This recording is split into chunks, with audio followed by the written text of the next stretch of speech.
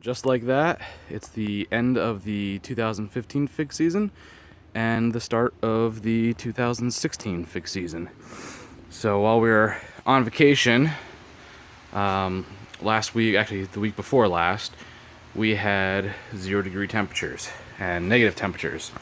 And the heaters in the greenhouse just couldn't keep up. You can see every green leaf that we had ended up wilting pretty bad and dying, and all the trees went dormant. So it is the end of the 2015 season, and looking at the weather forecast, it looks like it's supposed to be in the 50s. It's been 50 to 60 this weekend, and it's supposed to dip down a little bit, but we're getting into March here, and March is normally the time that I bring in the rest of my fig trees into the greenhouse. So I've got all the fig trees on the bench, and I've got the main greenhouse just loaded with as many figs as I could fit. And I'm finding that I have a problem this year, and that's that I up-potted a lot of my figs last year, so I don't have too many in those 1 gallon, 2 gallon, 3 gallon pots anymore, and I have a lot in those 5 to 20 gallon pots, and I just can't fit as many. And it looks crowded in here now. Wait until these start to leaf out and start growing.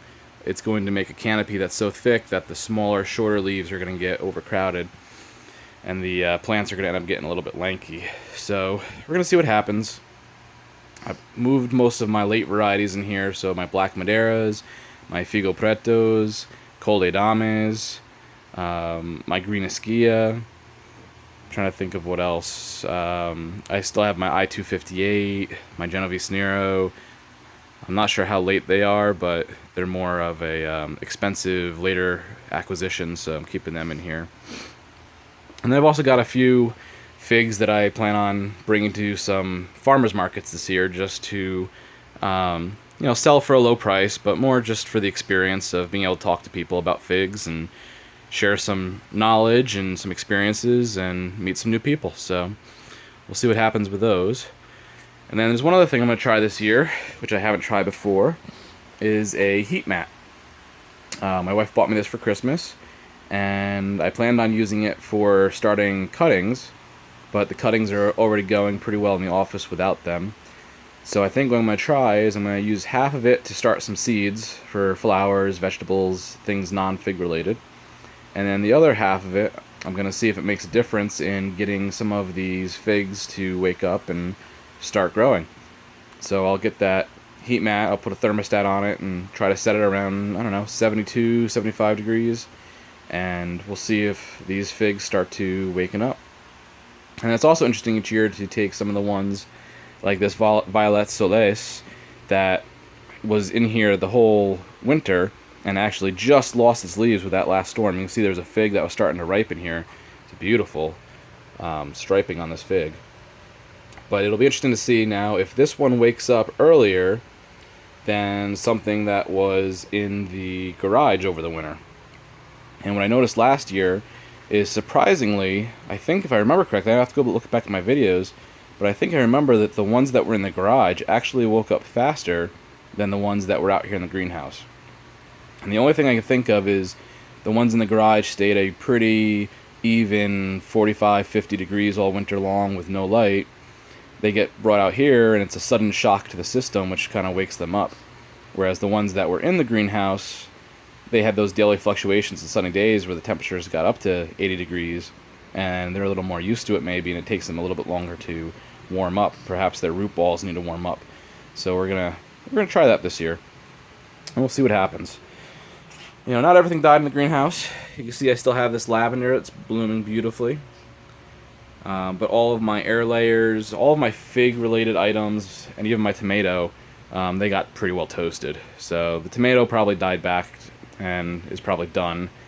The figs should all survive, minus a few. This air layer here, I took it off early last year, thinking it would continue to root in the greenhouse. It really didn't. I'm not exactly sure why, but it didn't really do too well, and I don't know. I'm not sure if this one's going to make it. Now, if you want to know how to tell if it's still alive, and I'll show you on this one, is you just take your fingernail and scrape that outer layer of bark off.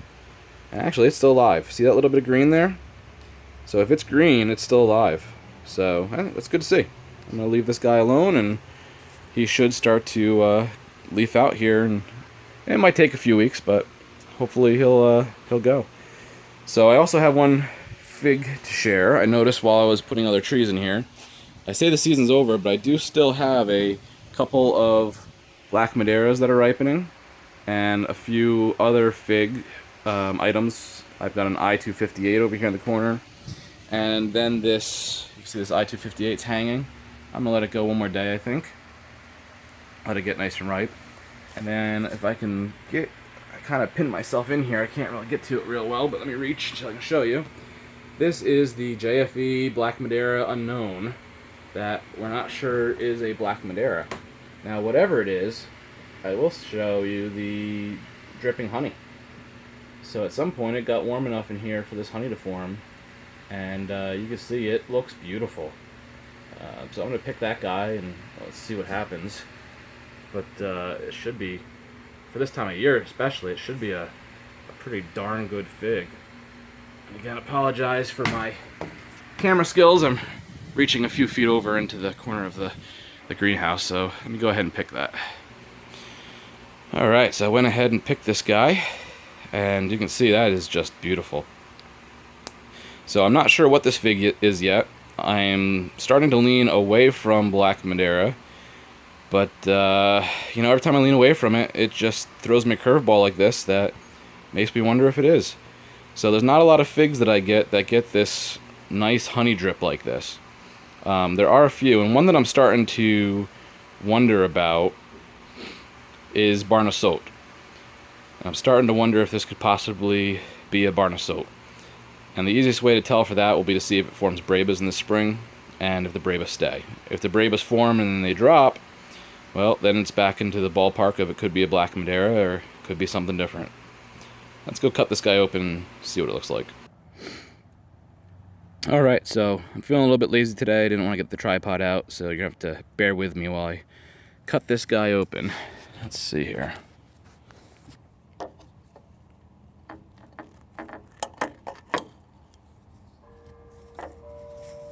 Alright.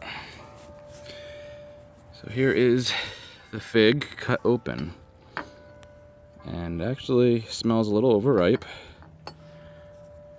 But you can see it's starting to make me believe that it's not a Black Madeira.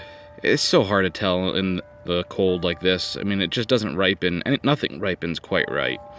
So it's very difficult to pinpoint a fig variety to begin with, let alone when it's this cold out and may not be ripening correctly. So we'll see what happens in the summer. Let's see how this guy tastes. It looks like it might be a little spoiled, but let me at least try it here and see what happens. Let me smell it. Doesn't smell bad. It smells kind of like a cucumber when you cut it open. It's actually delicious. I was a little bit worried. I bit just a small piece off, but it's actually very, very good. All right, that's great on a shoot. What is today? February. Geez, I don't even know. February 20 something, I think. February 20th maybe. So to get a fig that tastes this good this late in the season is just incredible. Absolutely incredible. Well, it won't be too long and those figs in the greenhouses will be sprouting back out, and you know, we'll have what, probably four more months, maybe 5 to get some brevas. But I do have some figs that overwintered on a couple of trees in there that, you know, they may ripen earlier. We'll see. All right, this is PA Figs. Hope you enjoyed.